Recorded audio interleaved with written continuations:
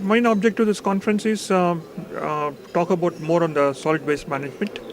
CA has taken this as one of the key initiatives for us with APTDC. We thought it's a very important thing which needs attention of all the people today in the state or outside state to improve our hygiene, improve our sanitation, improve our solid waste management, how we can treat them, how we can make them reusable or make it more environmental friendly for the people to live.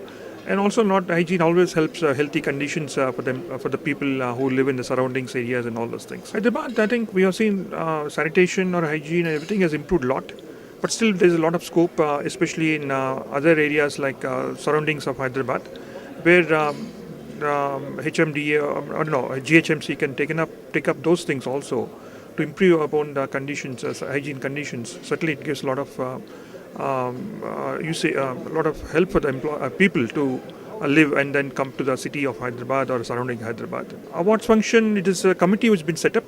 So the committee has decided which they have awarded based on the merits, what their companies are doing, what the people are doing. So based on that, awards is being given today.